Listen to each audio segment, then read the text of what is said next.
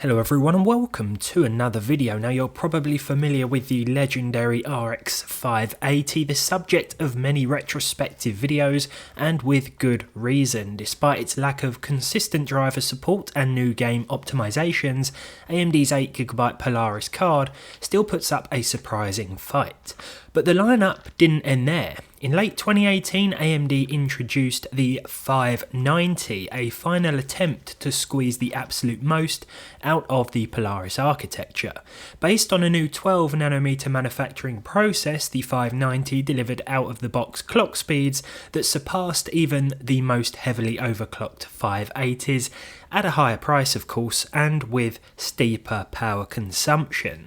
In 2026, the RX 590 suffers from the same architectural and support limitations as the 580. There is no certainty that newly released games will even launch without user workarounds, a bit inconvenient if you just want to sit down and play. Now that said, the price premium for what is essentially an overclocked 580 has shrunk significantly or disappeared entirely in some regions. So if you're shopping around on the used market for the absolute peak of the Polaris era, what can you expect from performance? Well, let's take a look at some games, starting off with Battlefield 6. Now you will be limited to the low preset in a lot of titles, or if you're choosing custom settings then you'll probably find that most things do have to be set to their respective lowest. Starting off with Battlefield 6 then at 1080p with a low preset and TAA, and we were able to see at least 60 frames per second overall across 3 Conquest games taking place in different maps. So 64 overall with a 1% low of 54 and a 0.1% low of 52, a very consistent first result. Counter-Strike 2 doesn't perform as well as I expected, but we're looking at 147 FPS with the high preset, a 1% low of 118 and a 0.1% low of 45. GTA 5 Enhanced at the high preset here with TAA is running at 95 frames per second. I did try the very high preset first of all, but we were seeing less than 60, and of course I always like to try and target 60 frames per second, especially in 2026 now. So 95 FPS overall, a 1% low of 83 and a 0.1% low of 78. Again, it's a very consistent result, which means that the game performed smoothly throughout my half an hour gameplay session.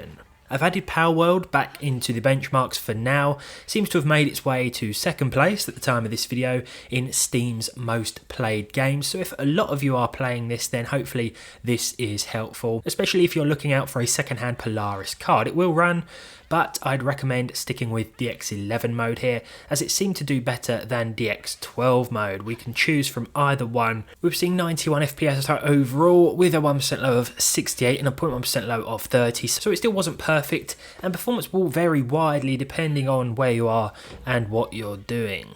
Arc Raiders now with the low preset of course and TSR for 63 frames per second, a 1% low of 52 and a 0.1% low of 19. I noticed 1 or 2 stutters when moving between areas that had lots of trees and areas that didn't, and all of a sudden this thing started shooting at me and that caused a couple of drops as well, but for the most part it was fairly solid. Kingdom Come Deliverance 2, 1080p with a low preset and SMAA2TX performed with 71 FPS overall, a 1% low of 57 and a 0.1% low of 48. Now with the medium preset, which we could play the game with, we were seeing less than 60 frames per second. It was quite close in some instances, but I think low is certainly a better place to be for performance consistency. Cyberpunk 2077 with low but with medium crowds, as I'm using an i7 processor, so we have a bit more room to work with in terms of the CPU intensive crowd density option. We saw 59 frames per second overall, slightly annoying. So close to 60, but never mind. Of course we could make up the difference with FSR, but I like to try and stick with native resolutions in these GPU benchmark tests where I can. The 1% low was 50 and the 0.1% low was 48, so with all that said previously, the experience was still very consistent, even though we frequently saw drops below 60 FPS. Finally, we have Red Dead Redemption 2 with the Xbox One X equivalent settings, the settings that were stated in a Digital Foundry video a few years ago now. But here with these visual settings, the game still looks good on PC and it runs really nicely, 73 FPS overall with fairly solid percentile lows, 59 and 55 respectively here. Now, based on launch reviews, the 590's 5 to 10 performance increase over the 580 didn't sound very exciting back then, especially for the price. But today on eBay, well, as I mentioned before, in some cases that price gap has vanished. I ran a few comparisons to the 8GB 580, Polaris' second best, a Sapphire Nitro Plus Edition card to be exact, and as my testing shows, the 590 will still squeeze a few extra frames out of this aging architecture. So if you're trying to decide between the two in 2026, then there is still a clear on paper difference with the 590, though actually playing the games and these gains may feel minimal. If we look at Battlefield 6, for example, that was getting 64 FPS on the 590 here. The 580 still did okay, 57 frames per second, but the 1 and 0.1% lows were also reduced at just 47 and 43 compared to 54 and 52 that the 590 offered. I also tested GTA 5 Enhanced here, about a 4 FPS difference on average, 95 compared to 91, and when it comes to the percentile lows, well, they weren't worlds away here.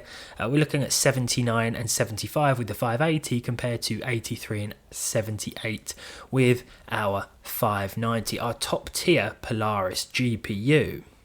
Finally, we have Cyberpunk 2077, which came quite close to 60 frames per second when using the 590, 59 overall, but with the 580 we were looking at 56 frames per second. Once again, the percentile lows were slightly reduced as well, down from 50 to 47 and down from 48 to 43. So it's still not a bad effort from the 580, of course, but if you want the most from the Polaris architecture in 2026, then the 590 is still going to offer that. But with that said, you still have to think about the limitations that any Polaris card is going to exhibit in 2026. By that I mean the fact that not all games will start, and in some cases they won't run very well. This is a pretty old GPU lineup now, of course, but if you are on a sub £100 or $100 budget, then you may still want to consider one of these. Considering the 590 was originally positioned between the 1060 and 1070 from Nvidia, I think you're still looking at performance that sits in between that, but then again, what does a 1070 cost where you live? You know, another 8GB card that's probably still going to perform better than this and may not actually cost that much more money in 2026.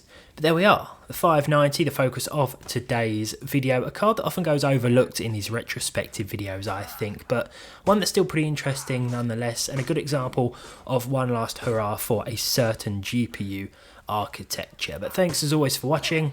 Let me know your thoughts down below, and hopefully I'll see all of you in the next one.